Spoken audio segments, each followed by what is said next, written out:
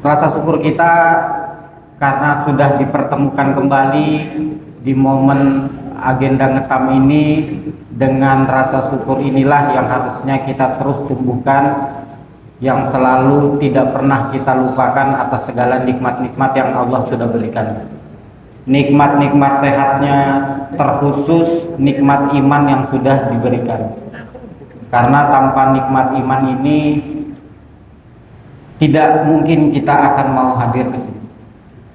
Banyak di luaran sana diberikan nikmat sehat, diberikan nikmat waktu yang luang, diberikan nikmat umur, tapi belum tentu punya nikmat iman. Tidak semua orang akan memiliki nikmat iman itu. Nah, itulah yang menjadi harusnya kita tumbuhkan rasa syukur itu yang sudah diberikan oleh Allah Subhanahu wa taala. Salawat dan salam tidak lupa juga kita aturkan kepada junjungan besar Nabi Muhammad SAW. Berkat beliaulah kita semua dipersatukan dengan Islam. Berkat beliaulah kita akhirnya bisa mengenal yang namanya agama Islam.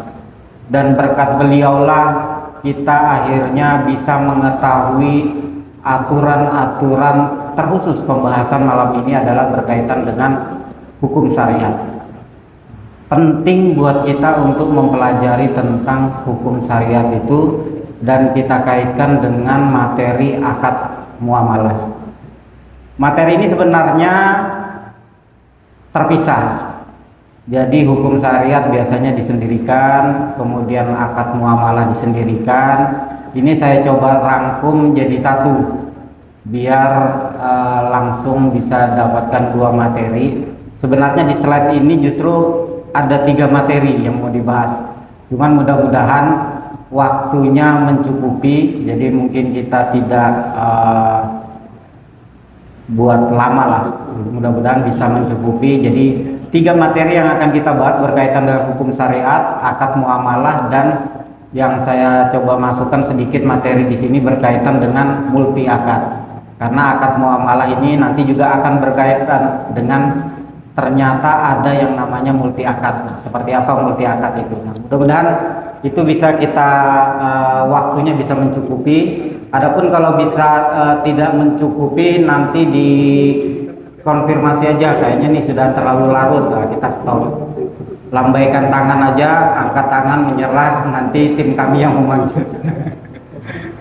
Tapi kalau memang dirasa ini butuh, maka kita lanjutkan. Atau kalau mungkin kita mau langsung praktek akad, nah, ini bisa juga.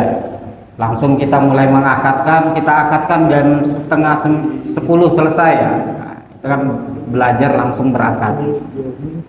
Nanti disampaikan aja ketika memang ternyata lama. Nah, sebelumnya kita sudah membahas tentang pengantar muamalah. Yang di 2 pekan lalu kita sudah membahas tentang pengantar muamalah. Kenapa menjadi penting kita belajar muamalah? Ini bisa dari pengantar kemarin menumbuhkan rasa ingin tahu kita untuk mempelajari lebih dalam tentang muamalah, agar kedepannya atau ketika nanti kita melakukan transaksi-transaksi tidak berbenturan dengan hal-hal yang bertentangan dengan syariat. Nah, maka di pekan ini saya coba mengaitkan dulu materi tentang hukum syariatnya, baru mulai kita masuk di akad muamalah. Ya. Dalam hukum syariat ada landasan syariat. Ini sedikit saya sampaikan di dalam surah Al-Jaziyat ayat 18. Summa ja'alnaka ala syariatin minal amri fattabi'ha wa la tattabi' ahwa allazina la ya'lamun. Kemudian kami jadikan kamu berada di atas suatu syariat. Syariat ini kan adalah aturan. Allah berikan sebuah aturan kepada kita dari urusan, baik urusan-urusan yang berkaitan dengan urusan diri kita dengan Allah, hablum minallah, urusan kita dengan diri kita sendiri, hablum min nafsinya, maupun hubungan kita dengan orang lain, hablum minan nas. Nah, inilah urusan-urusan agama tadi itu diatur oleh yang namanya syariat. Kemudian apa yang dikatakan fattabi'ha, maka ikutilah syariat itu. Allah mengingatkan untuk mengikuti syariat itu karena Allah tahu batas kelemahan dan kekurangan manusia, sehingga dibuatkanlah yang namanya syariat atau aturan itu. Komplit sebenarnya aturan itu. Dan dilanjutkan dikatakan di sini, dan janganlah kamu ikuti hawa nafsu orang-orang yang tidak mengetahui. Ketika kita berbicara tentang muamalah, faktanya banyak kita melakukan transaksi-transaksi yang sebenarnya kita tidak mengetahui apakah itu terjadi sesuatu yang haram atau terjadi sesuatu yang batil, atau mungkin saja yang terjadi kalau di dalam muamalah ada yang dikatakan fasad, di mana akadnya itu rusak, fasad di situ. Nah, ketidaktahuan itulah karena kita hanya mengikuti orang-orang yang dengan membawa hawa nafsu.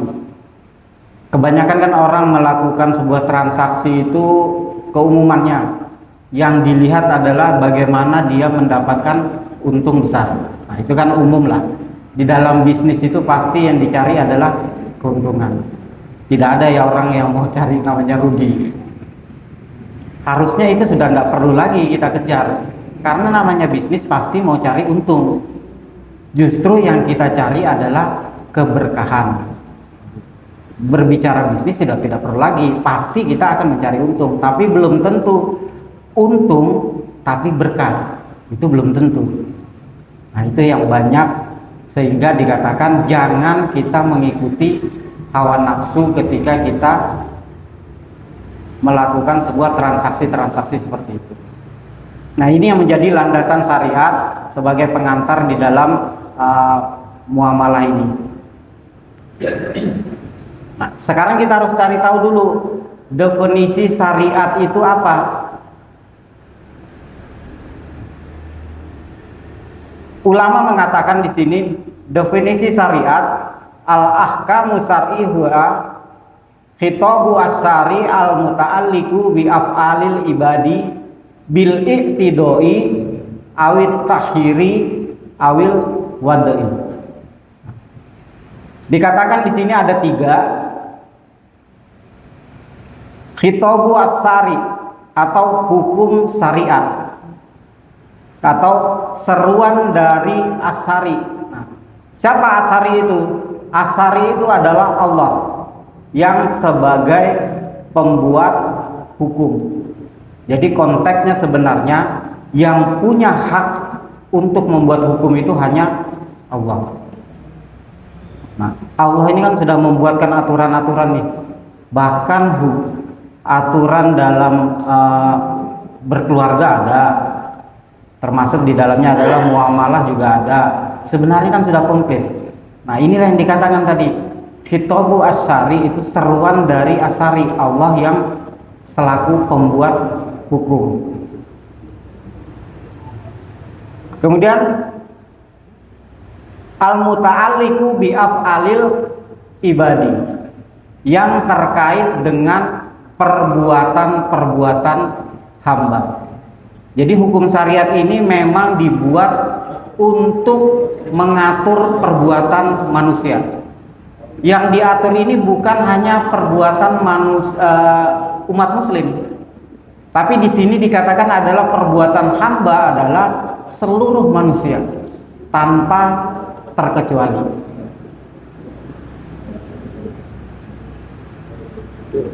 Kemudian dilanjutkan bil iqtidoi. Apa iqtidoi itu? Berupa tuntutan. Kemudian awit takhiri, pemberian pilihan. Dan yang ketiga awil wadai, penetapan sesuatu sebagai pengatur hukum. Jadi hukum syariat itu mengatur tentang 3, berkaitan dengan tuntutan, berkaitan dengan pilihan, dan berkaitan dengan penetapan. Nah, ini nanti yang akan coba kita sampaikan sedikit 3 hal ini. Namun ulama membaginya itu dijadikan 2. Yang mana di sini bil iktidoi dan awit tahiri ini masuk dalam hukum yang namanya hukum taklifi. Kemudian yang awil wad'i ini masuk dalam hukum wad'i. Nah, jadi dibagi menjadi 2. Sekarang kita perlu tahu apa itu hukum taklifinya dan apa hukum wad'inya. Nah, mungkin buat kita yang baru mendengar terasa asing nih, kok ada yang namanya hukum taklifi, ada yang namanya hukum wad'i. Nah, kita coba jelaskan sedikit. Makanya di materi ini sebelum saya menyampaikan tentang akad muamalah, saya perlu menyampaikan dulu tentang hukum syariat. Karena hukum syariat itu selalu diikat oleh akad muamalah itu selalu diikat oleh yang namanya syariat Islam. Nah, ketika kita melakukan akad muamalah itu keluar dari syariat, maka disitulah yang punya potensi yang terjadinya keharaman, bisa akadnya itu batal atau bisa akadnya itu fasad. Nah, inilah yang menjadi penting untuk sedikit saya sampaikan berkaitan dengan hukum syariat itu. Kita coba dulu sebelum masuk membicarakan tentang hukum taklifinya dan hukum wad'inya, saya coba memahami tentang perbedaan dari nas syariah, kemudian dalil syariah, dan yang kemudian hukum syariah. Kita coba pilah-pilah supaya kita nanti mudah mengetahui apa yang dimaksud nas syariah, dalilnya itu apa, kemudian hukum syariah itu apa. Nas syariah itu pasti kita sudah tahu ada 2 yang menjadi pegangan kita, yaitu Al-Quran dan As-Sunnah. Kemudian dalil syariah itu ada 4. Nah, ini nanti kita hafal-hafalin aja. Insya Allah nanti ini pasti melekat, dan ini yang menjadi pegangan kita. Kita sebagai umat muslim itu tidak boleh lepas dari nas syariahnya, kemudian dalil syariah. Nah, dalil syariah itu ada 4, yaitu Al-Quran, As-Sunnah, ijma sahabat, dan Al-Qiyas. Nah, setelah itu baru berkaitan dengan hukum syariah. Nah, yang banyak kita ketahui, yang keumumannya kita ketahui hukum syariah itu adalah ada 5: wajib, sunnah, mubah, makruh, dan haram. Ini untuk mengetahui perbedaannya aja dulu. Nah, antara dalil syariah dengan hukum syariah ini, jadi saya analogikan seperti ini. Sebuah pohon, dalam pohon itu batang ini dikatakan sebagai Al-Quran dan Sunnah. Ini batangnya. Dalil-dalil syariah ini adalah sebagai batang ini, rantingnya nanti ini masuk di dalam ijma sahabat, qiyas. Nah, buah-buahnya ini yang dikatakan adalah hukum syariah. Nah, Al-Quran, As-Sunnah, kemudian yang batang tadi ini adalah bahan mentah yang nantinya diolah menjadi hukum syariah itu yang sudah matang. Nah, inilah nanti yang digunakan oleh umat muslim dan umumnya untuk manusia. Hukum syariah ini adalah buahnya. Nah, mengolahnya itu dari dalil kemudian menjadi hukum itu hanya bisa dilakukan melalui proses istihad. Nah, siapa yang melakukan itu? Hanya mustahid saja. Jadi kalau level seperti kita itu ya belum masuk lah. jauh. Karena syarat dari seorang mustahid itu bahasa Arabnya sudah luar biasa. Kita bahasa Arab aja nggak tahu. Terus Al-Quran, Sunnah semua sudah paham, sudah mengetahui. Kalau kita ambil contoh para mustahid itu ya 4 mazhab itu, Imam Syafi'i, Hambali, nah itu adalah para mustahid. Nah mustahid ini kalau kita analogikan tadi seperti pohon kemudian ada buahnya tadi itu, mustahidlah orang yang akan mengambil buahnya. Untuk mengambil buahnya itu harus membutuhkan yang namanya alat untuk mengambil buah tadi. Nah, alat untuk mengambil itu adalah yang namanya ijtihad tadi. Nah, itu contoh analogi. Nah, analogi ini diberikan contoh oleh Imam Syafi'i untuk memudahkan ketika beliau membedah tentang usul fikih. Karena beliau itulah Imam Syafi'i ini adalah pelopor dalam ilmu usul fikih. Nah, dia menganalogikan dalam bentuk pohon itu seperti dalam Al-Quran dan Sunnah, dan seperti yang tadi yang saya sampaikan itu adalah analogi dari Imam Syafi'i. Nah, ini untuk memudahkan kita. Oh, ternyata Al-Quran dan As-Sunnah ini memang bahan mentah, walaupun bisa kita lakukan, tapi tidak semua ini langsung kita hukumi sebagai hukum. Nah, kenapa bisa begitu? Nanti akan kita coba urai satu-satu. Nah, hukum syariah inilah nantinya baru bisa diamalkan oleh manusia. Keluar yang namanya wajib, sunnah, mubah, makruh. Nah, ini kan berawal dari Al-Quran. Al-Quran itu tidak dijelaskan dengan detail. Contoh misalnya tentang sholat. Nah, sholat itu kan tidak ada di dalam Al-Quran, itu nanti ditentukan situ waktunya, berapa rakaatnya, mentah masih. Kalau kita langsung mau mengambil dalil itu, kita tidak akan punya rujukan. Waktu sholatnya di mana? Turunlah namanya sunnah.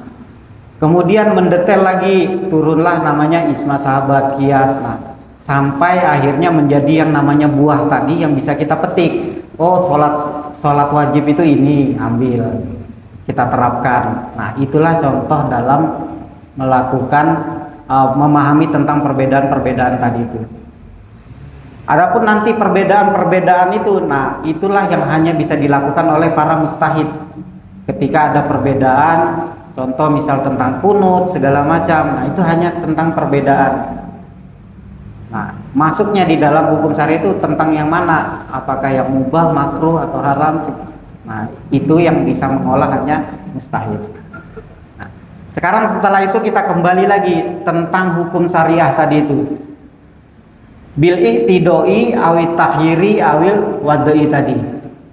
Iktidoi berupa tuntutan, awit takhiri berupa pilihan, dan awil wadai penetapan. Nah, sekarang coba kita urai pembagian tentang hukum syariat itu. Bil iktidoi dan awit takhiri tadi itu masuk dalam hukum taklifi. Nah, hukum taklifi itu yaitu hukum yang mengatur manusia secara langsung, baik itu berupa tuntutan maupun pemberian pilihan. Nah, ini yang dikatakan ulama hukum taklifi itu, dua tadi itu dijadikan satu menjadi hukum taklifi. Apa aja?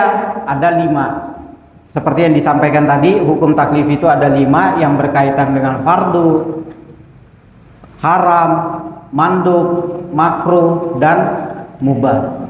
Nah, 5 hukum inilah yang pembagiannya itu masuk dalam hukum taklifi. Contohnya berupa tuntutan.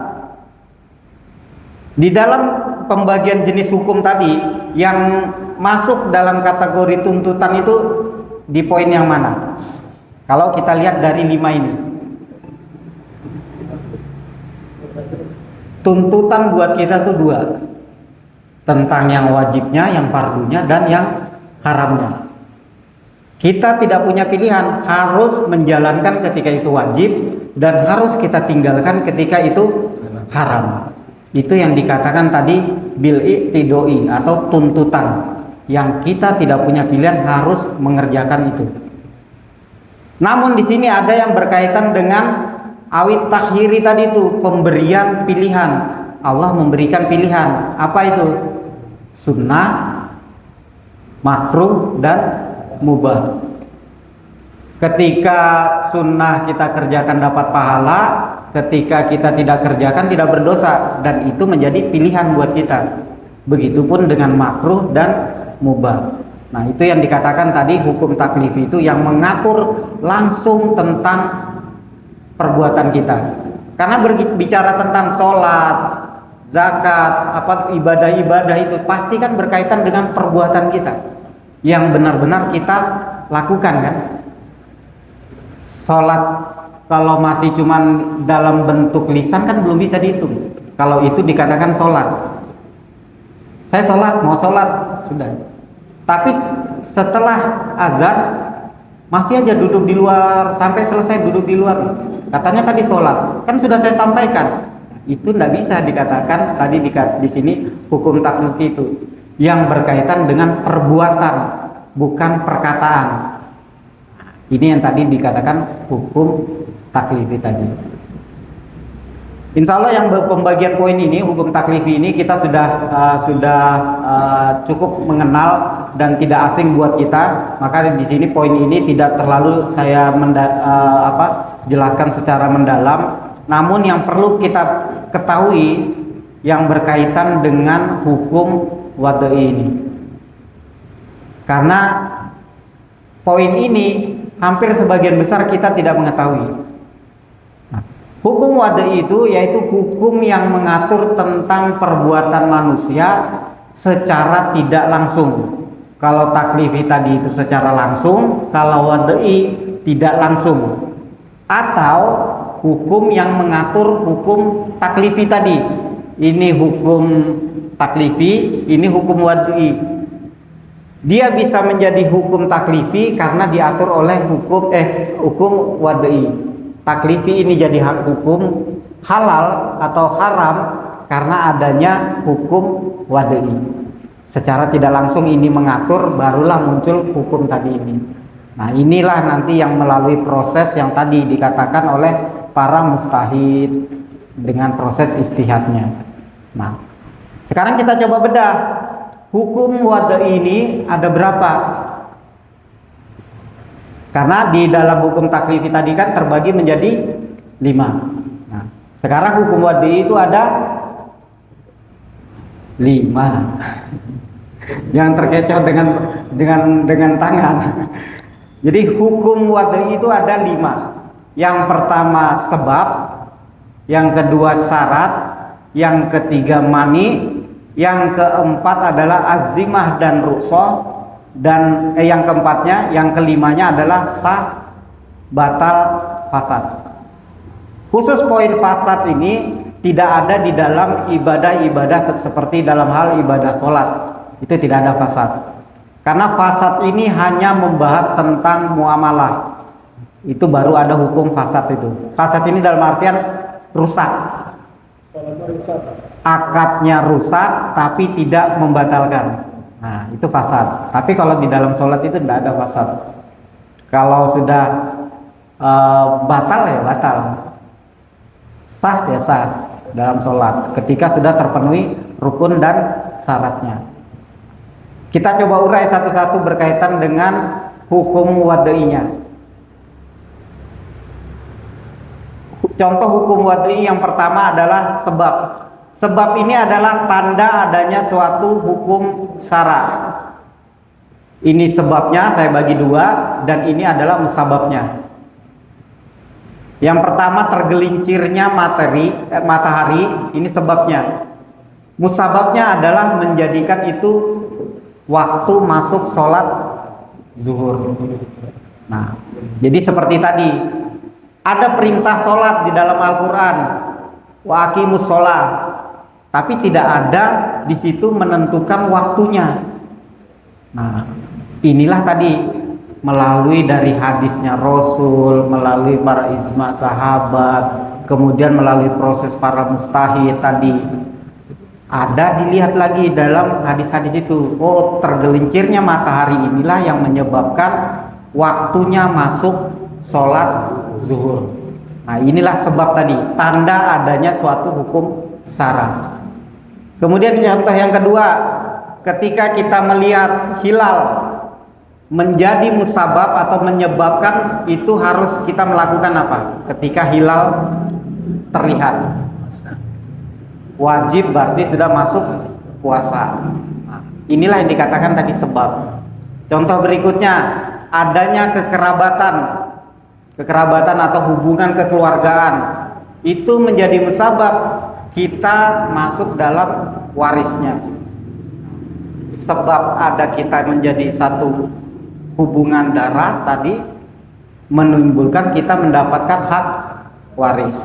Nah, tapi nanti kita di luar pembahasan tentang waris, karena waris ini tentang muamalah namun bukan muamalah maliyah.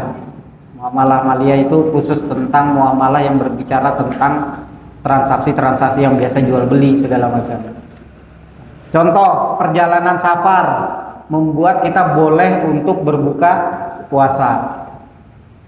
Adanya akad nikah sah menyebabkan itu kita bisa melakukan pergaulan dengan suami istri. Jadi kalau tidak ada akad nikahnya yang sah atau rukun dan syaratnya ini ada yang tidak terpenuhi, maka ketika melakukan pergaulan dengan suami istri tadi itu maka masuk dalam kategori dia sedang berzina. Rukun dan syaratnya ketika nanti tidak terpenuhi, itu nanti akan coba kita bedah-bedah. Kemudian pembunuhan menyebabkan itu kisos, zina menyebabkan adanya hudud bagi si penzina. Kemudian melakukan penyembelihan syar'i. Nah, ini di dalam nanti yang Idul Adha. Itu menjadikan kita boleh untuk memanfaatkan dari daging tadi. Inilah contoh dari hukum wad'i tadi yang berkaitan dengan poin pertama adalah tentang sebab dan menimbulkan satu hukum. Setelah muncul tadi musabab tadi, misalnya dengan tergelincirnya matahari maka kita sholat zuhur. Sholat zuhur ini masuk dalam tadi nanti hukum taklifinya. Ada yang namanya wajib sholat zuhur. Nah, ini melalui proses tadi. Kemudian kita lanjut, adanya keterpaksaan membolehkan makan bangkai. Konteks membolehkan makan bangkai ini seperti apa? Nah, dalam ulama mengatakan di sini konteksnya ketika kita sudah dalam keterpaksaan itu yang benar-benar sudah mengancam diri kita. Mengancam dari apa?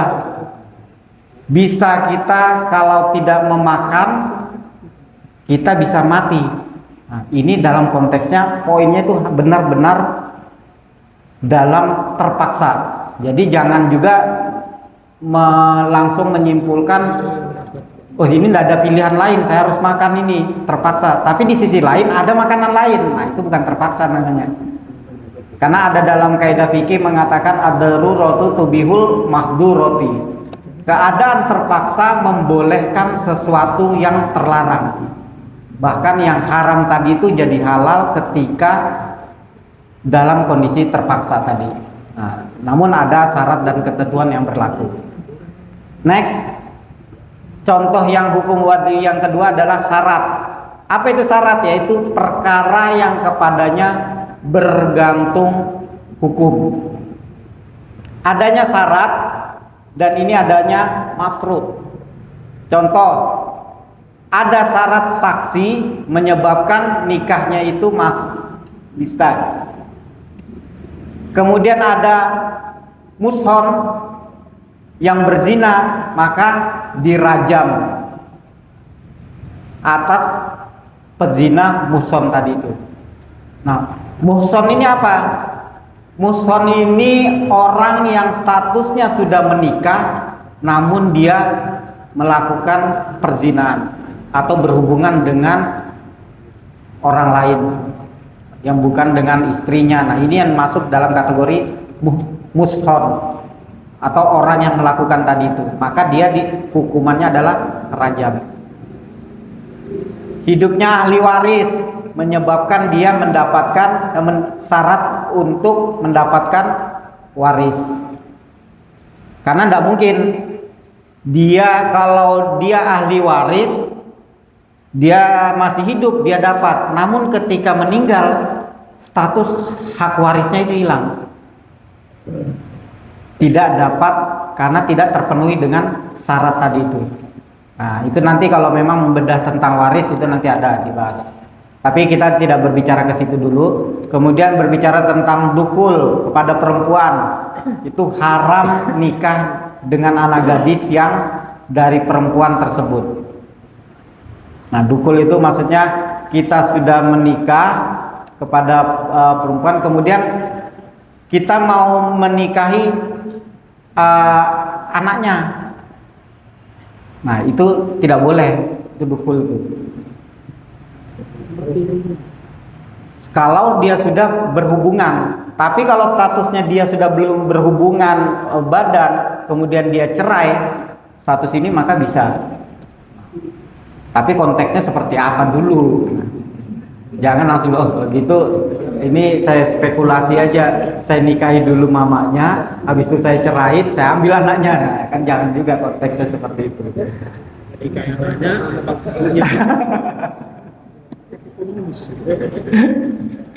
Next, haul, wajibnya zakat mal. Kemudian menghadap kiblat menyebabkan syarat untuk bisa sholat.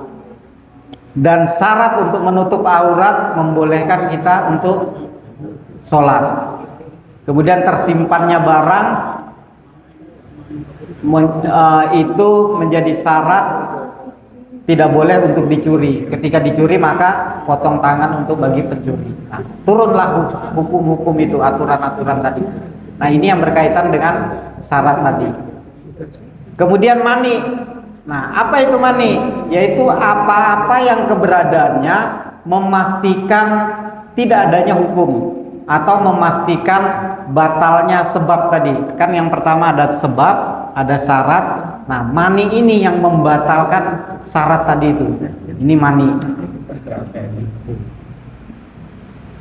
Kemudian contohnya pembunuhan terhadap yang mewariskan, maka itu menjadi tercegah mendapatkan waris.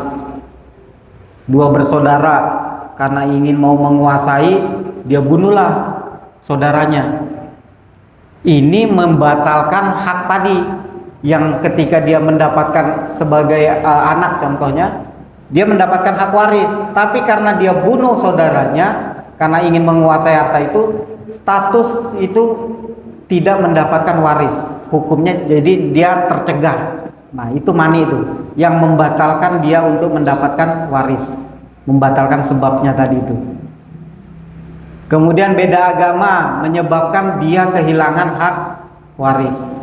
Misal ya nauzubillah min zalik ya, mudah-mudahan kita tidak semua tidak ada yang masuk dalam seperti itu.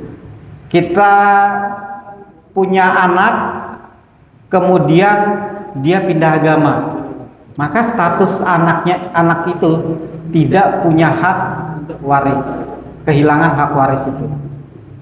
Nah, itu yang berkaitan dengan mani yang membatalkan sebab tadi itu. Kemudian murtad, kehilangan status hak waris tadi. Kedudukan sebagai ayah menyebabkan dia dikisos ketika dia melakukan membunuh seorang anaknya, pengecualian kepada ayah tadi. Kemudian sakit, mencegah dia untuk melakukan sholat Jumat. Nah, mani yang bisa memberikan membatalkan tadi itu. Marah dalam hal hakim untuk mengadili, maka dia tercegah untuk mengambil sebuah keputusan. Karena dalam konteks marah itu pasti seorang hakim tidak akan bisa berpikir jernih untuk mengambil sebuah keputusan tadi. Nah, itulah mencegah hukum tadi itu. Nah, ini contoh-contoh aja ya. Kondisi masih kecil menyebabkan dia hukumnya itu tercegah untuk melakukan ibadah haji tadi. Konteksnya ya tidak nilai-nilai ibadahnya yang berbeda. Nah, ini mani. Kemudian azimah dan rukshoh. azimah ini tentang hukum pokoknya, kemudian rukhsahnya ini tentang ringan atau mendapatkan keringanannya. Contoh masalah azimah dan rukhsah ini, makan daging babi, azimahnya itu adalah hukum pokoknya adalah haram. Dan rukhsahnya itu menjadi boleh ketika dalam kondisi darurat tadi. Seperti yang dikatakan dari kaidah fikih tadi, ad-daruratu tubihul mahdurati, keadaan darurat membolehkan sesuatu yang terlarang. Nah, itu mendapatkan rukhsah, keringanan. Salat rubaiyah 4 rakaat tadi mendapatkan keringanan, 2 rakaat ketika safar. Puasa Ramadan haram ketika kita berbuka, tapi mendapatkan kebolehan jika kita safar. Nah, ini yang berkaitan dengan azimah dan rukhsah. Melihat aurat itu haram dan boleh ketika dokter, jika memang ada hajat. Contoh misalnya dokter kandungan atau dokter yang bedah, itu mendapatkan rukhsah. Walaupun status di awal adalah haram untuk melihat aurat. Kemudian sholat itu wajib berdiri, mendapatkan keringanan, membuat kita dapat rukhsah itu boleh duduk ketika sakit. Bersuci, bolehnya wudhu dan tayamum jika tidak ada air. Nah, ini adalah sebagian kecil dari contoh-contohnya. Saya coba percepat saja karena ini cukup untuk mengetahuinya saja tentang hukum wad'i tadi. Dan yang kelima adalah tentang sah, fasad, dan batal. Nah, kalau yang sah itu amalan yang sesuai dengan perintah, seperti sholat, memenuhi rukun dan syaratnya, maka sah. Jual beli memenuhi rukun dan syaratnya, maka sah. Nah, kemudian batalnya seperti apa? Lawan dari sahnya tadi itu. Ketika jual beli barang najis, maka menjadi batal. Ketika kita akad nikah tanpa ijab kabul, maka batal. Nah, ini yang berkaitan dengan batal tadi, yaitu lawan dari sah. Kemudian fasad, kondisi perbuatan yang pada asalnya itu sesuai syarat, tapi ada sifat yang merusak tadi itu, merusak rukun dan syaratnya. Nah, ini yang biasanya berkaitan di dalam muamalah fasad. Nah, contoh misal kita sudah berakad, saya beli ya rumahnya ya, tapi syaratnya motor ini saya ambil. Nah, syarat tambahan ini yang bisa merusak akad tadi itu. Tapi tidak batal transaksi jual belinya. Tapi cukup dihilangkan yang syarat tambahan tadi itu yang memaksa untuk, tapi wajib itu rumah motor itu jadi punya saya. Nah, cukup dihilangkan yang syarat tambahan tadi itu. Ini fasad. Nah, itu biasanya hanya terjadi di dalam transaksi-transaksi muamalah jual beli tadi. Kemudian berkaitan dengan contoh lagi, membeli barang yang sudah ditawar orang lain. Nah, ini contohnya merusak, menjadi fasad. Tidak boleh kita membeli barang yang itu sudah dilakukan transaksi oleh orang lain. Sudah dibeli, baru kita mau menawar lagi. Saya beli aja itu, saya bayar lebih tinggi. Nah, itu tidak boleh. Itu merusak. Dan ketika kita mau menerima, ini yang lebih tinggi. Nah, itu yang dikatakan fasad tadi itu. Atau mempekerjakan pekerja dengan kerja yang tidak jelas, dengan jam waktunya yang tidak jelas, pokoknya kamu kerja aja, tidak ada kejelasan. Nah, itu fasad itu. Atau kerjanya cuma 8 jam tapi semua disuruh cuci piring. Loh, ini kerjaan di awal dia mendaftar sebagai driver, tapi kok disuruh juga cuci piring, ngurusin anaknya. Nah, ini yang menyebabkan tadi terjadinya fasad dalam akad ijarah tadi. Ijarah ini yang berkaitan dengan upah kerja. Nah, itu contoh-contoh dari akad hukum syariat. Nah, kenapa menjadi penting? Saya tadi sengaja mempercepat karena poin kita adalah berbicara tentang akad muamalahnya. Namun ketika kita berbicara tentang akad muamalah tidak memahami hukum syariatnya tadi, membedah pembagian-pembagiannya tadi, kita akan sulit nanti ketika nanti masuk ke dalam praktek bedah kasus. Nah itu nanti kita akan sulit. Ini masuk dalam hukum apa ya? Ini sebabnya kenapa ya? Sebab syarat yang tadi, hukum yang mengatur perbuatan manusia yang tidak langsung tadi, hukum wadinya. Nah itu biasanya di situ yang harus kita olah, sehingga menjadi hukumnya ketika nanti ada yang nanya jual beli online itu hukumnya bagaimana. Nah, keluar hukum halal, haram, atau itu mubah, itu melalui proses nanti yang hukum taklifi tadi itu. Makanya itu tadi perlu harus saya sampaikan sebelum masuk berbicara tentang akad muamalah.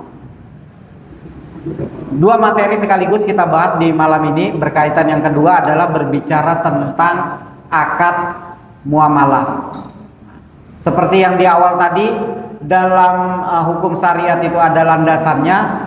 Akad muamalah juga ada landasan dalam muamalah tadi itu. Apa landasannya? Ini saya ambil dari surat An-Nisa ayat 29. Ya ayyuhallazina amanu la taqulu amwalakum bainakum bil batil illa an takuna tijaratan antarodim minkum wala ta'tulu anfusakum innallaha kana bikum rahim. Ya ayyuhallazina amanu, hai orang-orang yang beriman, la ta'kulu amwalakum bainakum bil batil, janganlah kamu saling memakan hartamu, harta sesamamu dengan jalan yang batil. Nah ini yang berkaitan dengan muamalah itu, memakan harta sesama dengan cara yang batil. Illa antakuna tijaratan antarodim minkum, kecuali dengan jalan perniagaan yang berlaku suka sama suka di antara kamu. Nah ini ya akhirnya menyebabkan dari dalil ini, nas ini turun bisa masuk ke dalam sebuah rukun dan syarat dalam jual beli. Ada dalil ini. Oh harus dengan suka sama suka dulu. Ada perniagaan itu harus keriduan dulu. Salah satu tidak ridho, ada dengan cara memaksa, maka itu masuk dalam kategori batil tadi, memakan harta dengan cara yang batil. Orang tidak mau dia jual barangnya, kita paksa. Nah itu batil, memakan harta yang batil tadi itu. Dan janganlah kamu membunuh dirimu, sesungguhnya Allah adalah Maha Penyayang kepadamu. Nah ini yang menjadikan landasan muamalah, surah An-Nisa ayat 29.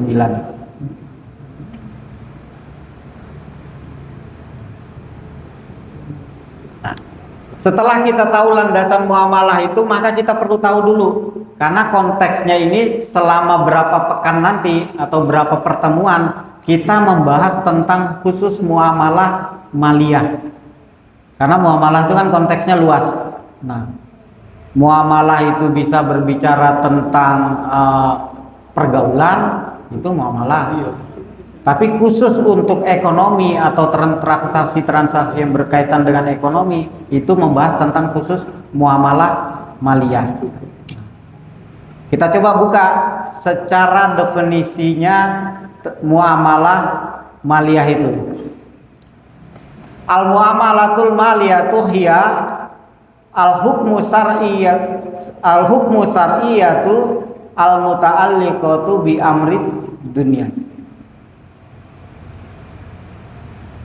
Al hukmu syar'i atau hukum-hukum syara yang berkaitan dengan urusan-urusan dunia. Nah ini muamalah maliyah itu hanya berbicara tentang urusan-urusan dunia aja, namun tetap diatur oleh hukum syara tadi atau hukum syariat tadi itu. Makanya konteks tadi kita membahas tentang hukum syariat di awal itu mengatur tentang urusan-urusan kita ini. Apa urusan-urusan kita itu? Antara manusia satu dengan manusia lain. Nah, ini yang khusus muamalah maliyah tadi. Contohnya jual beli, ketika kita berhutang. Nah, itu kan ada rukun dan syarat yang harus terpenuhi dulu dalam berhutang, dalam jual beli, dalam bersirkah. Sirkah ini ketika kita kerjasama. Nah, dalam Islam itu mengatur dalam sirkah itu. Atau dalam hal ijaroh, sewa menyewa, atau memberikan upah seseorang dalam bekerja. Nah, itu dalam kategori ijaroh. Nah, itu semua yang diatur. Yang mengatur adalah hukum taklifi tadi, hukum wad'i, sehingga menimbulkan hukum taklifi tadi. Kita mulai masuk pembagian tentang muamalahnya. Berdasarkan ada atau tidaknya akad muamalah, kita bagi menjadi dua bagian. Yang pertama berkaitan dengan muamalah dengan akad.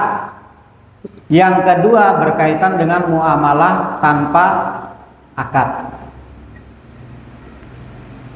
Contoh muamalah dengan akad, jual beli, kemudian salam. Nah, salam ini jual beli yang barangnya itu belum ada. Nah, maka akad yang dilakukan adalah akad salam. Termasuk di dalamnya adalah istisna, itu barang yang belum dimiliki, belum ada, namun kita sudah melakukan transaksi untuk membeli barang. Itu nanti akan kita bedah juga setiap nanti kita bahas tentang akad jual beli salam, akad istisna. Salam ini memang terkhusus untuk barang-barang misliat. Nah, itu nanti seperti apa pembahasannya, insya Allah nanti kita bahas. Berbicara tentang ijaroh, membayar upah karyawan, nah itu berbicara tentang ijaroh. Sirkah, ketika kita melakukan sebuah kerjasama, nah itu ada rukun syaratnya semua itu. Dan itu harus ada akadnya. Walaupun akadnya itu dalam bentuk lisan, namun kedua belah pihak itu ada menyatakan. Namun lebih baik lagi dalam bentuk tertulis, itu lebih baik. Nah, sementara dalam muamalah tanpa akad itu muamalah yang tidak perlu disampaikan. Cukup misalnya dari salah satu pihak yang menyampaikan dan yang satunya tidak mengatakan, itu sudah menjadi sebuah akad dalam muamalah. Contohnya hawalah. Hawalah ini sebagai penjamin dalam hutang, pelimpahan hutang. Doman itu sebagai penjamin. Ketika ada orang yang berhutang, kita sebagai penjamin. Nah, itu tidak perlu harus kita sampaikan dulu kepada yang punya hutang. Nanti saya yang bayarkan dia. Tidak perlu harus berakad.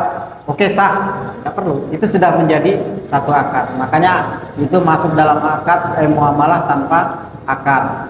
Termasuk dalam hal kafalah, jualah. Nah, itu nanti semua juga akan kita bedah.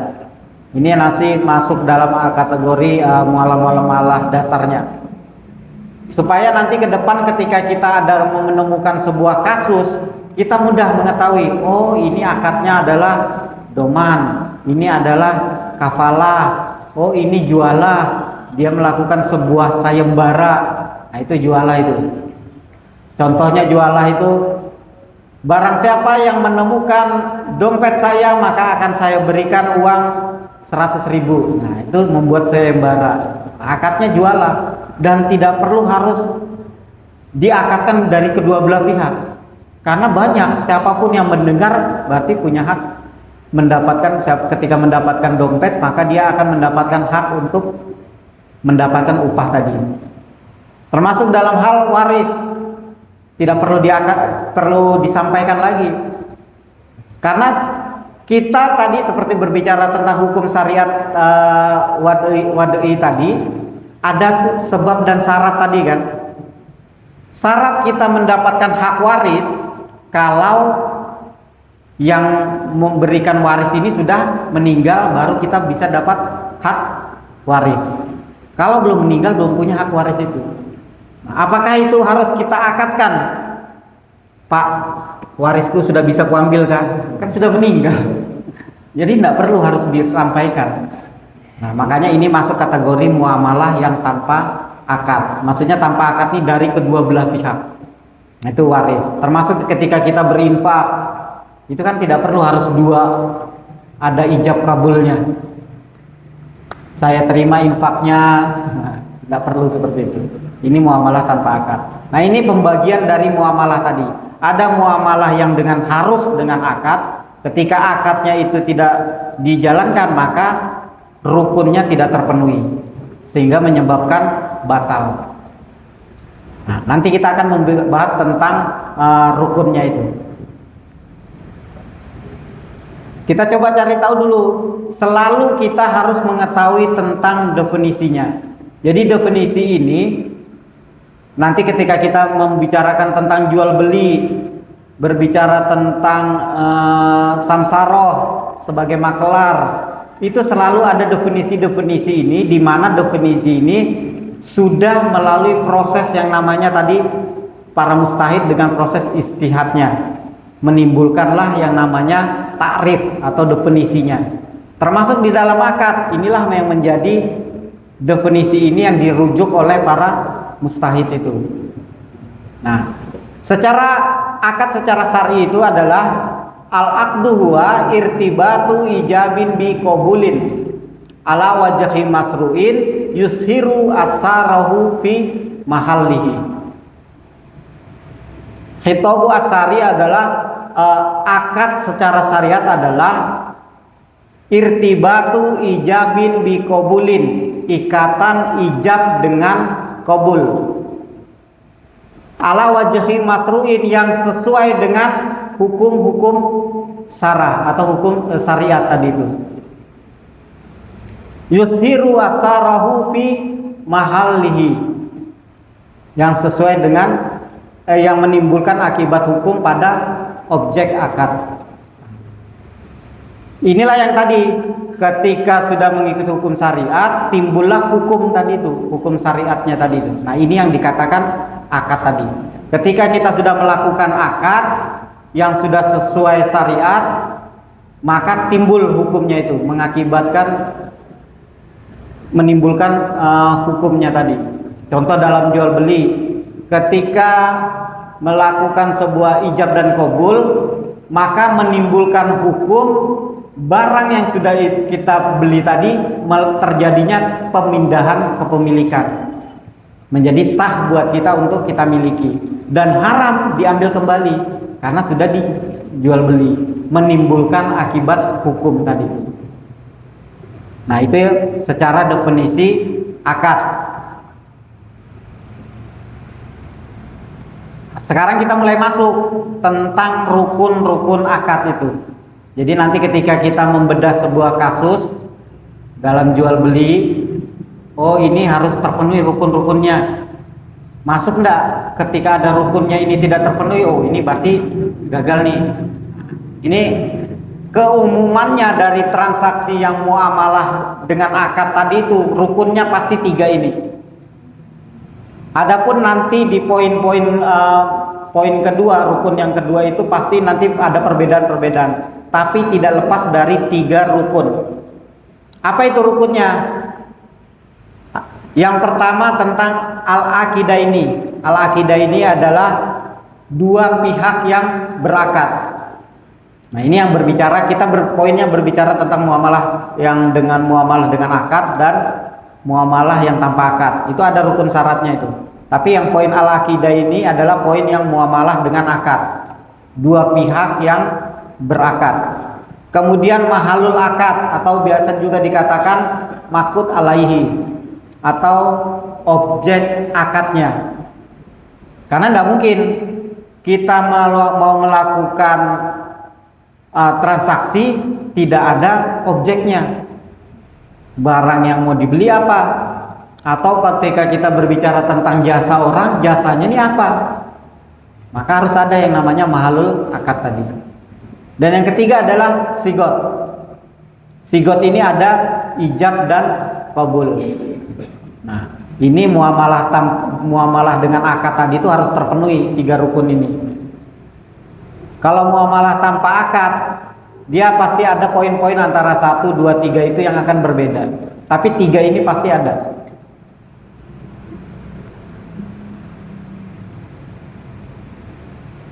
Setelah mengetahui rukunnya, nanti kita akan bedah di sesi pekan depan berbicara tentang jual beli. Nah, di situ nanti kita mulai bedah satu-satu rukun plus syaratnya. Karena di dalam rukun ada turunannya, syarat-syaratnya. Contoh tadi al-aqidah ini, syaratnya itu harus dua pihak yang berakad itu harus syaratnya akil. Orangnya itu harus berakal. Tidak boleh orang gila, kita lakukan transaksi dengan orang gila, ya enggak sah itu. Nah, harus akil, itu syarat. Nah, itu nanti kita bedah di sesi 2 pekan lagi. Nah, apa yang menyebabkan akad itu tidak sah?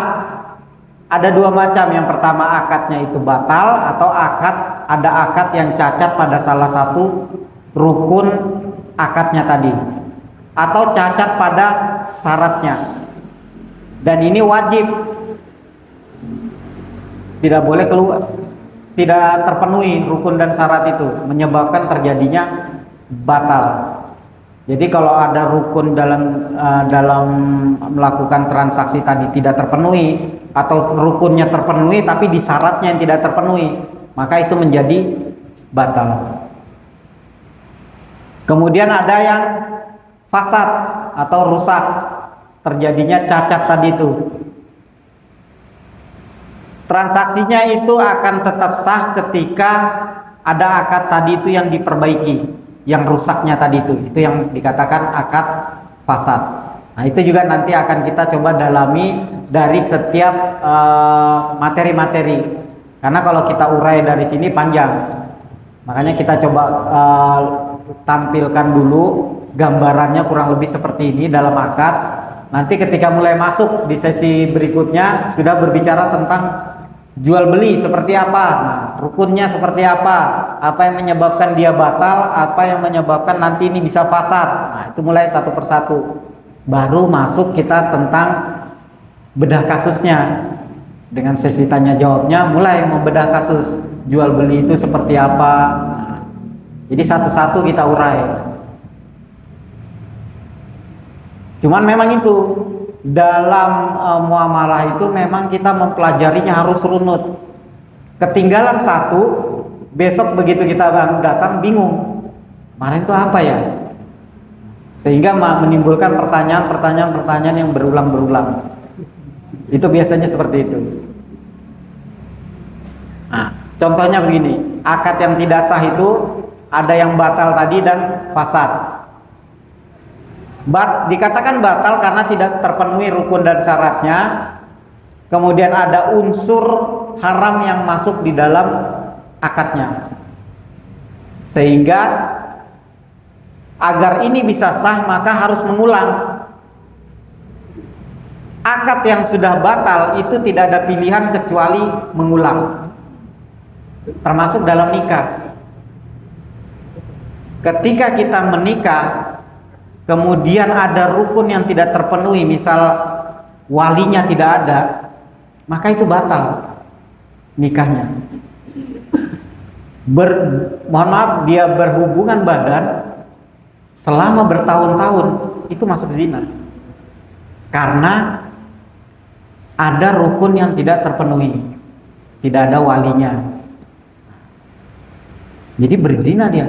Terus bagaimana untuk agar itu supaya tidak terjadi?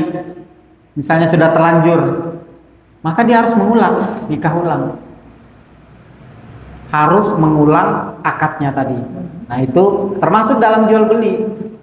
Rukunnya tidak terpenuhi, syaratnya ada yang tidak terpenuhi, maka harus mengulang. Nah, itu yang dikatakan tadi batal. Nah, inilah yang dikatakan tadi aturan main dalam hukum syariat. Dan mau tidak mau, ya kita tadi seperti tadi berbicara tentang hukum syariat itu tadi.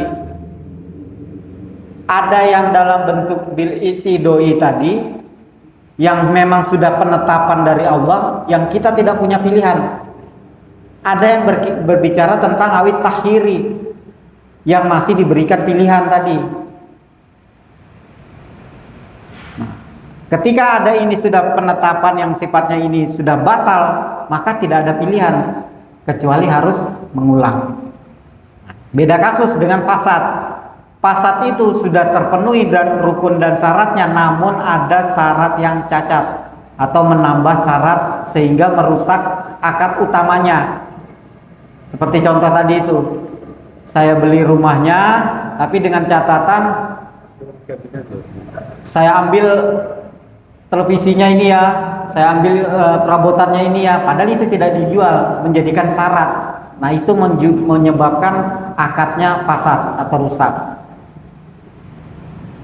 Atau bisa jadi dia, ya sudahlah, tapi dia terpaksa nih, dipaksa, pokoknya saya harus ambil semua barang-barang isinya di dalam, saya bayar, itu rusak. Bagaimana supaya untuk memperbaikinya? Ya cukup hilangkan rumah tetap dia miliki, barang-barang yang tadi itu harus dikembalikan, memperbaiki walaupun nanti akadnya tidak batal, tetap itu hak kepemilikan rumah itu menjadi haknya, namun yang merusak tadi yang karena tambahan tadi itu yang bukan haknya harus dikembalikan. Nah, itu untuk memperbaiki akad yang fasad atau yang rusak tadi.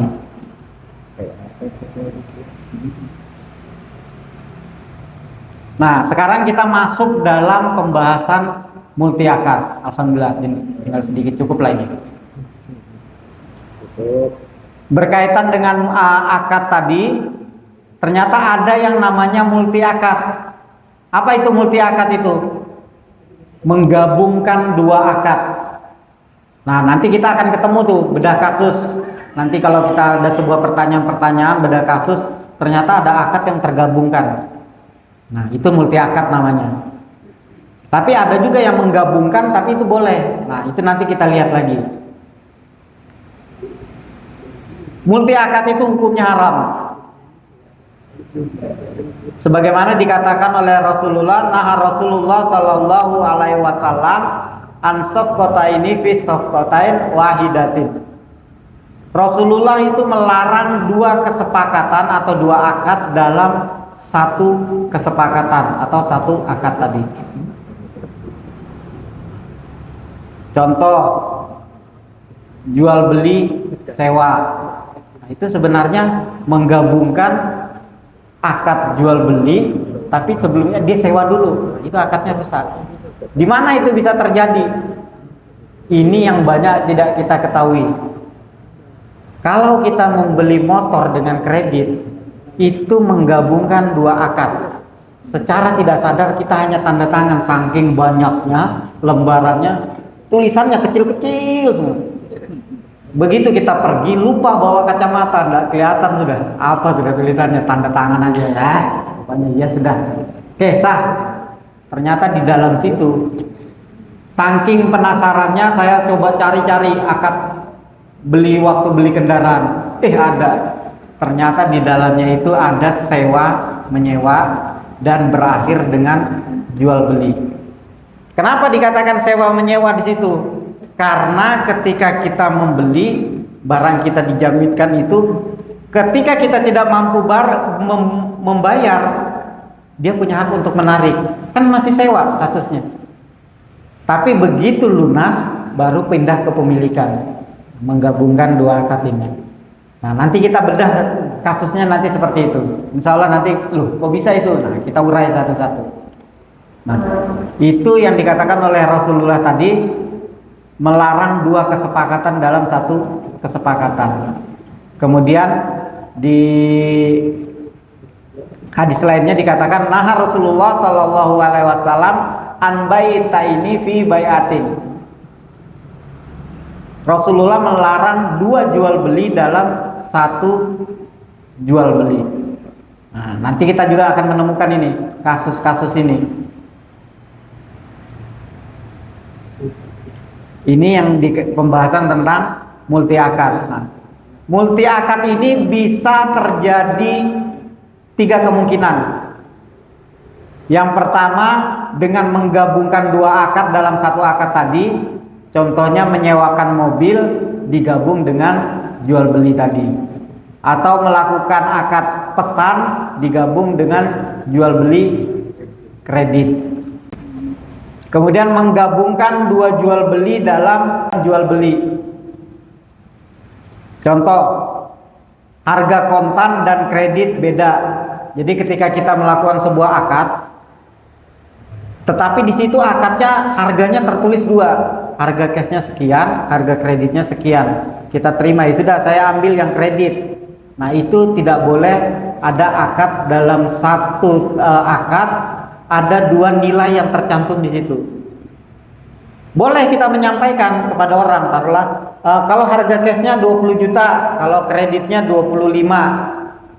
Hanya sebatas penyampaian. Tapi ketika berakad, pilih salah satunya. Ambil yang cashnya kah, yang kreditnya kah, baru masuk ke dalam satu akad tadi. Tidak boleh menggabungkan dalam satu akad itu. Kemudian dalam jual beli kredit diangsur mundur, maka harganya akan berubah. Contoh kita melakukan faktanya ya, faktanya yang kita lakukan ketika kita menunggak dalam pembayaran kendaraan, maka akan ada tambahan. Itu kan mau merubah harga jadinya. Menggabungkan dua jual beli tadi itu. Nah, itu yang dilarang oleh Rasul tadi. Kemungkinan yang ketiga adalah berkaitan dengan menggabungkan dua syarat dalam satu akad. Melakukan akad jual beli dengan syarat menyewakan rumah. Contoh, ada yang mau beli rumah mau beli mobil kita, tapi kita kasih syarat, enggak apa-apa, kamu beli mobil saya, tapi saya sewa rumahmu ya. Nah, mensyaratkan itu, dua syarat itu.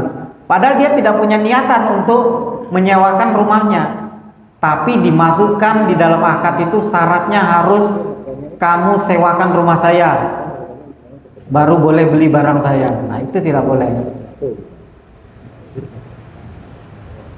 Contoh lagi, beli beras dengan syarat minyak goreng. Itu tidak boleh. Padahal niatnya cuma mau beli beli beras saja, tapi syaratnya harus sama minyak gorengnya. Ini lagi promo ini 12-12. Tapi dengan mensyaratkan seperti itu. Nah, itu yang tidak boleh menggabungkan dua syarat tadi itu. Nah, inilah yang potensi-potensi terjadinya multi akad tadi. Tiga kemungkinan tadi, dua akad dalam satu akad, dua jual beli dalam jual beli, dan dua syarat dalam satu akad. Nah, penutup. Setelah kita mengetahui tentang hukum syariatnya, mengetahui tentang akad muamalahnya, dan mengetahui tentang muamalah multi akadnya, yang harus kita ketahui adalah kedudukan muamalah dalam kerangka hukum syariahnya itu seperti apa. Kemudian kita juga harus memahami tentang hukum taklifi tadi dan memahami tentang hukum wadainya tadi, serta perbedaannya tadi di mana. Nah, ketika kita membedah kasus, nanti kita akan menemukan hukum taklifi yang mana, hukum wadainya yang mana. Karena ketika ada yang bertanya nih, apa ya hukumnya gini, haram, tinggalkan. Nah, nggak bisa. Kita harus membedah dulu dari hukum taklifinya. Ada sebab, syarat, terus maninya. Kita cari tahu dulu, bedah kasus namanya. Baru bisa kita menghukumi, oh nggak boleh itu, haram itu. Tidak boleh langsung kita menyimpulkan sesuatu yang belum kita paham kasusnya. Karena dalam satu transaksi yang sama, bisa saja hukumnya akan berbeda. Maka perlu kita gali dulu kasusnya. Sama-sama kredit, bisa saja ada yang halal, tapi ada yang riba, ada yang haram. Kalau kita tidak membedah kasusnya lebih dalam, setiap orang kredit kita hukumi haram semua. Haram itu, riba itu, tapi kita tidak bedah kasus. Ternyata dia transaksinya terpenuhi semua rukun syaratnya, tidak ada yang terjadi goror, tidak ada maisirnya, tidak ada ribawinya, sudah kita hukumi. Maka itu yang tidak boleh. Kita harus tahu secara mendalam tentang hukum taklifi dan wadai tadi.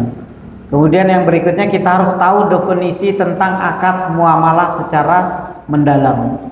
Nah, inilah yang beliau guru saya yang memberikan pengetahuan tentang muamalah ini menjadikan syarat wajib untuk kita menghafal tentang definisi-definisinya. Definisi akad harus wajib dihafal, definisi jual beli wajib dihafal, definisi ijarah wajib dihafal, samsaroh harus dihafal. Karena definisi ini menjadikan satu hukum, bisa kita jadikan menarik hukum dari definisi itu. Dan definisi ini memang diambil melalui proses tadi para mustahid itu, sehingga menimbulkan definisi syar'i tadi itu, takrif syar'i namanya. Sehingga mudah ketika kita membedah kasus. Nah, kemudian yang keempat adalah kita harus bisa memahami tentang multi akad secara mendalam serta contoh-contohnya tadi. Ketika kita tahu, oh ini multi akad nih, potensi bisa batal akad itu. Nah, ini yang harus bisa kita tahu. Oke, mungkin itu saja pembahasan dari saya. Alhamdulillah tiga materi bisa kita tuntaskan. Saya kembalikan kepada moderatornya, MC-nya. Wabillahi taufiq wal hidayah. Assalamualaikum warahmatullahi wabarakatuh. Ya, dua pertanyaan yang berkaitan tadi jual beli rumah. Dan mudah-mudahan jawabannya ini harus sesuai harapan. Karena bisa jadi ini sudah terjadi dan harus sesuai harapan, sudah telanjur ambil sepedanya lagi. Ya, konteks dalam jual beli tadi itu, maka kita harus memahami tentang definisi jual beli. Nah, dan jual beli itu kan kalau tidak salah di pekan lalu itu kita sudah menyampaikan ada 3. Ada jual beli kontan, bai'u munjis as-saman. Kemudian yang kedua jual beli bertempo, bai'u muajjal as-saman. Bertempo itu kredit, jadi harganya itu yang tertunda, tidak langsung cash. Kemudian yang ketiga bai'u muajjal al-masman. Nah, jual beli barang yang tertunda, ada barangnya yang tertunda. Kalau kemarin saya ambil contoh membeli meja, tapi karena mejanya itu custom, belum ada barangnya. Nah, itu yang artinya barang yang belum ada, tapi kita sudah melakukan transaksi. Nah, itu 3 tuh. Kita lihat bedahnya kasusnya tadi tuh, beli rumah beserta isinya. Masuk konteks yang mana dia melakukan. Oke, kita ambil satu aja contoh kasus, karena kasusnya kan ini umum kan, tidak detail, maka kita ambil dia beli cash, jual beli rumah beserta isinya. Apa yang harus dilihat? Maka kita lihat rukun dan syaratnya. Kita kesampingkan rukun al-aqidah ininya, karena pasti dua pihak yang berakad tadi, dan kita kesampingkan tentang sigotnya, ijab kabulnya, karena pasti dia sudah melakukan ijab kabulnya. Terlepas anggaplah sudah terpenuhi lah rukun semua ini. Kita fokus kepada poin kedua, rukun yang kedua tentang mahalul akad, objek akadnya tadi itu, rumah beserta isinya. Fokusnya kita ke situ ya. Ketika orang menjual rumah tadi, saya jual rumah saya beserta isinya. Datanglah orang membeli dengan harga nego ketemu. Sah apa batal? Sah. Karena orangnya itu membuat, taruhlah iklan tadi itu, saya jual rumah beserta isinya. Tidak ada yang membatalkan di situ. Kalau contoh yang saya sampaikan tadi, jual rumah tapi si pembeli mensyaratkan sama isinya ya, padahal dia tidak punya niatan untuk membeli, dia tidak mau. saya naikkan deh, tambah 10 juta. Dia tidak mau, dipaksa. Dengan paksaan inilah menyebabkan terjadinya transaksi itu. Nah, itu yang menyebabkan batal beli rumah beserta isinya tadi itu. Karena ada syarat yang tadi itu menambah akad utama tadi itu. Multi akadnya kan di situ tadi. Menambah syaratnya tadi.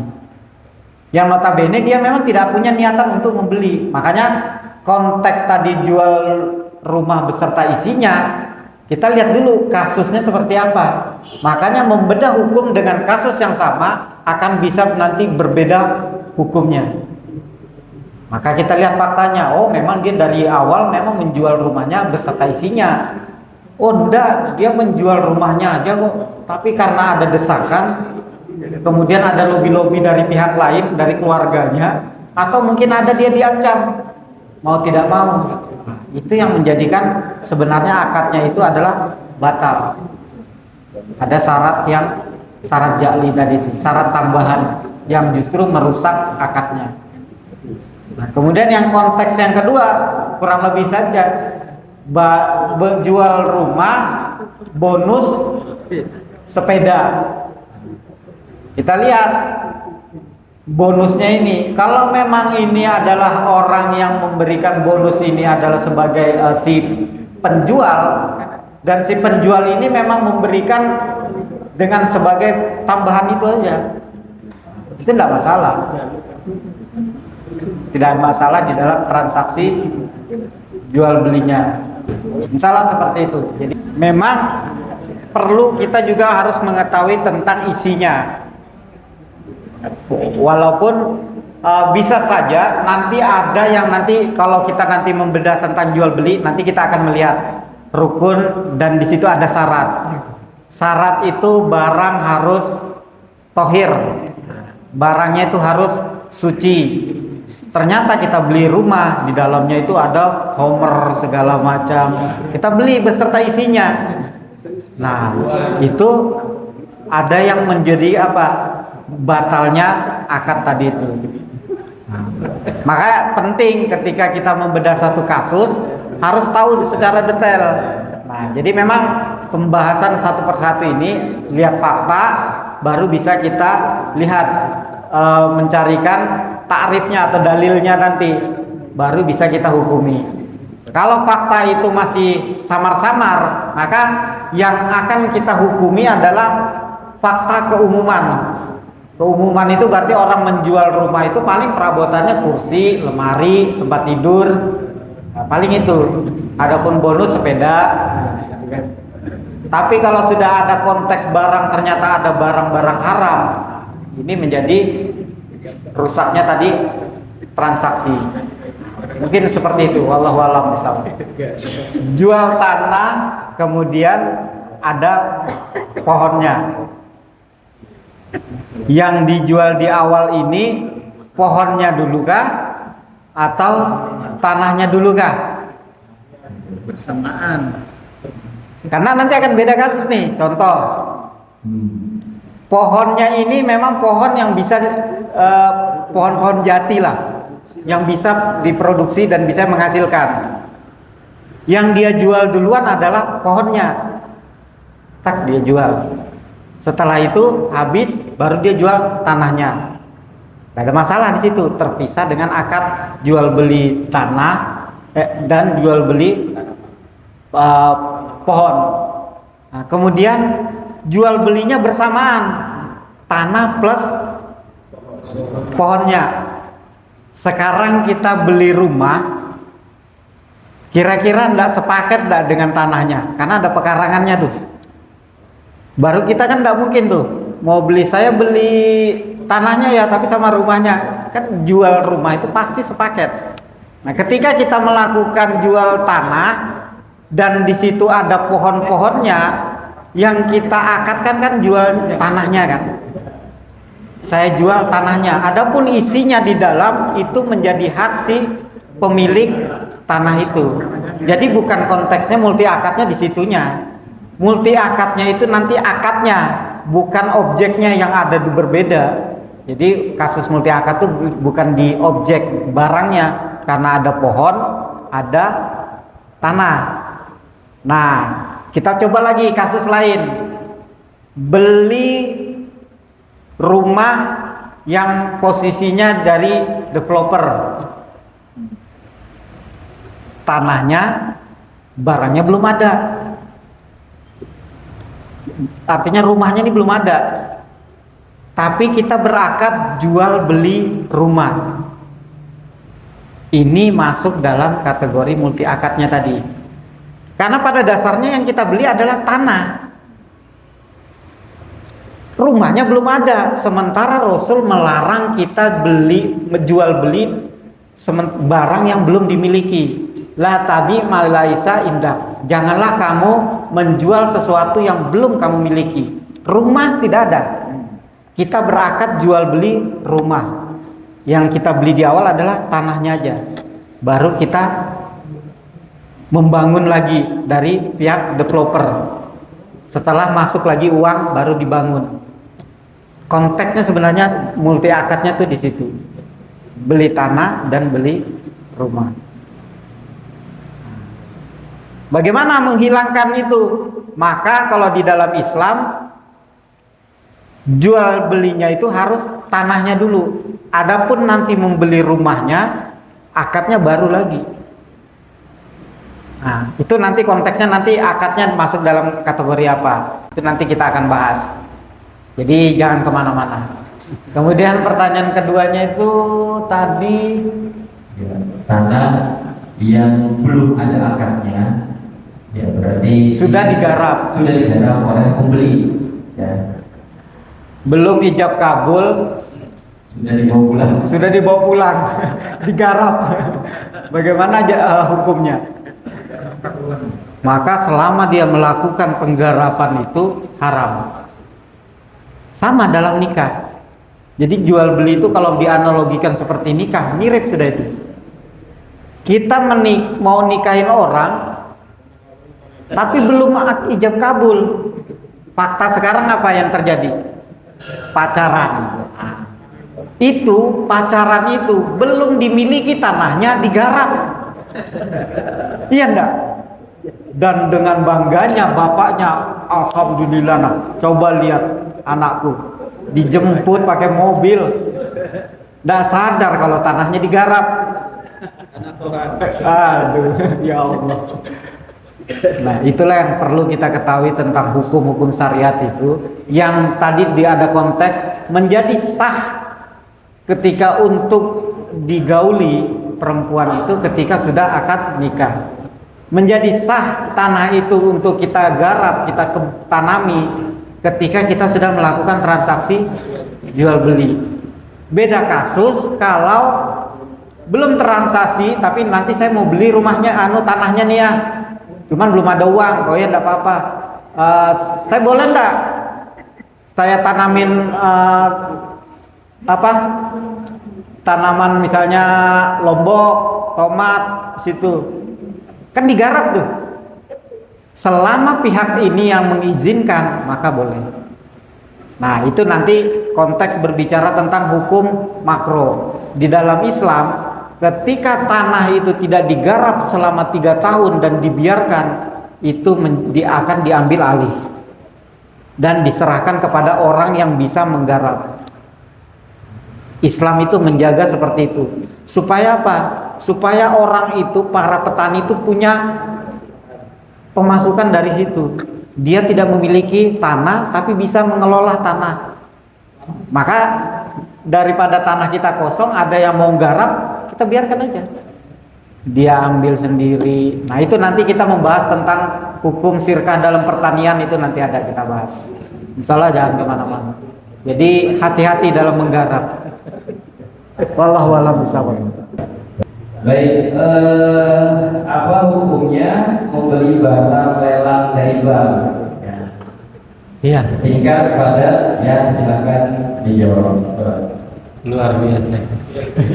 Ini sudah masuk lebih bedah kasus lebih dalam.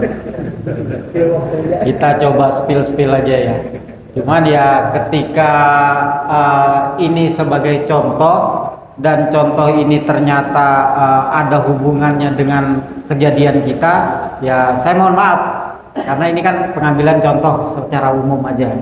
Jangan sampai mungkin bisa jadi pernah melakukan atau sebelum melakukan, maka saya tanya dulu nih, kalau saya nunggu 2 pekan lagi atau nunggu materinya sekalinya sudah terjadi, lah gimana? Nah, paling tidak coba saya sampaikan dulu. Lelang,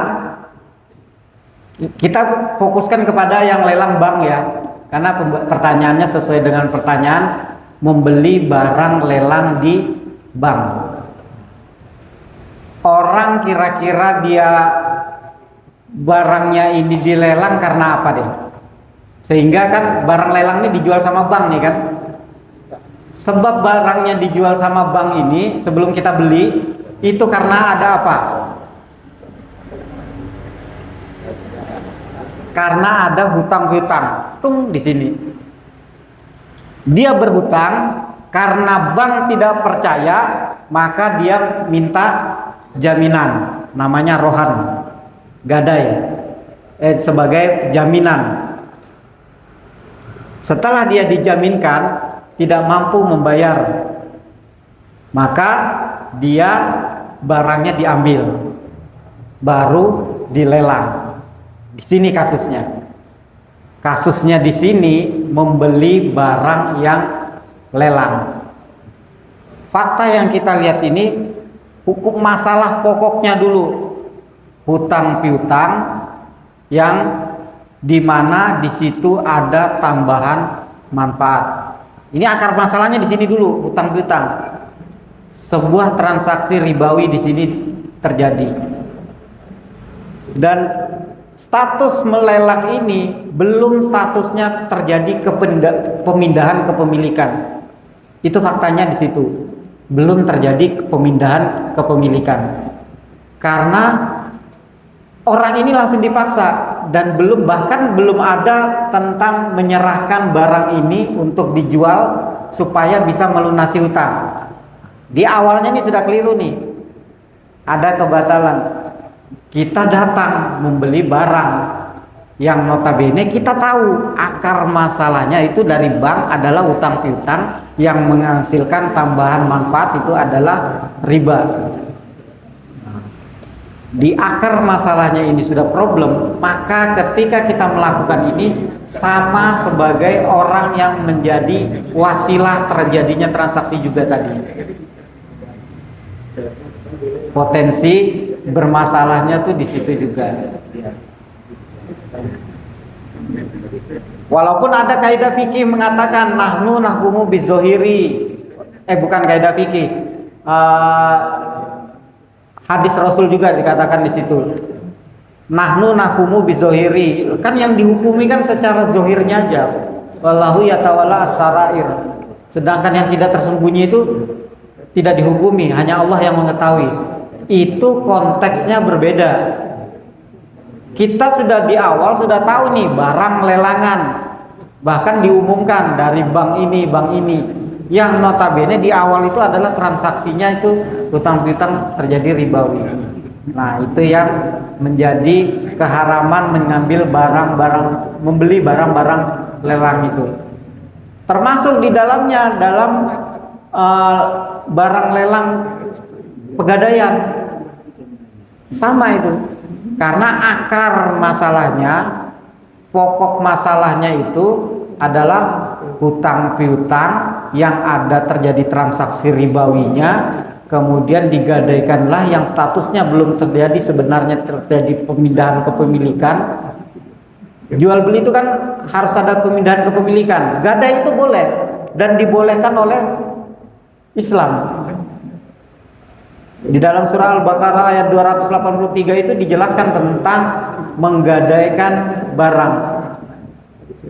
Itu boleh. Namun ketika menggadaikan sesuatu ini kan poin utamanya adalah sebagai menjaminkan sebagai barang jaminan. Barang jaminan ini adalah berkaitan dengan hutang. Nah, hutang ini yang tidak boleh tambahan masalah, tambahan manfaat tadi, mengakar sampai ke sini. Nah, masalah pokoknya, maka turunannya, cabang-cabangnya ini juga akan menjadi kena dosanya juga. Maka jangan kita melihat karena murahnya, membeli barang lelang sehingga kita beli karena murah. Tapi kita tahu dari transaksinya itu dari bank jual belinya. Beda kasus ketika ada lelang yang memang ada lembaga sendiri dari perusahaan ke kantor melelang barang-barangnya dia. Nah, itu kan beda kasus tuh. Jadi tidak semua membeli barang lelang itu kita hukumi semua haram atau dosa. Kita lihat dulu akar pokoknya itu dia apa dia di situ tuh sehingga menjadikan barang itu dilelang. Di perusahaan ternyata diumumkan atau di sebuah lembaga mengumumkan dilelang motor, dilelang mobil. Ini baru kita berbicara tentang nahnu nahkumu bizohiri. Konteksnya akan berbeda. Ternyata barang yang dilelang tuh barang curian dan kita tidak tahu. Maka itu yang tadi berkaitan dengan nahnu nahkumu bizohiri, yang akan dihukum itu secara zohirnya aja. Tapi ketika kita bertanya, saking rasa penasarannya, barangnya dari mana sih mas? Tadi malam dapat aku ya, lumayan, makanya kejual murah, dilelang aja ini. Oh ya sudah, tidak apa-apa. Nah, kita sudah tahu karena menanya, haram untuk kita beli barang curian karenanya. Karena itu yang sudah melanggar syarat dari mahalul akad, ada yang namanya tohir, barangnya suci. Nah, barang curian itu bukan barang suci, tidak boleh dijadikan transaksi jual beli. Maka lihat lagi faktanya. Tapi kalau sudah nyata tadi itu jelas-jelas dari perbankan yang di barang dilelang, maka itu statusnya ini cabang-cabangnya aja nih. Kita ini ikut menjadi terjadinya proses-proses ini, transaksi itu bermasalah, dilelang, kita beli, berpindahnya membeli barang yang bukan status kepemilikannya itu bukan kepada si pemilik langsung kita. Satu di situ. Yang kedua adalah adanya transaksi ribawi yang kita juga ikut masuk di dalam transaksi itu. Mungkin seperti itu. Wallahu a'lam bishawab. Baik, semoga kita semuanya diberikan kemudahan dalam berilmu, mengkaji dan memahami serta pengembangannya. Dan kita dibaca umur dan bisa mengikuti kajian sampai selesai. Dan terima kasih kepada seluruh jamaah termasuk Allah dan jamaah yang hadir baik dari BBU yang sudah hadir dan dari komunitas BBU, dan insyaallah bisa berbagi juga nanti di sholat Alhamdulillah di jadwal jasa tempatnya dari teman-teman BBU biar ada pencerahan terkait dengan bebas petang ya. Nah, insyaallah. Baik, untuk itu akhir kata kami juga mohon maaf jika ada kekurangan baik dalam penyampaian maupun pembawaan dari acara ini, dan kita tutup agenda ini dengan mengucapkan hamdalah alhamdulillah dan bersama-sama kita dalam komunis subhanallah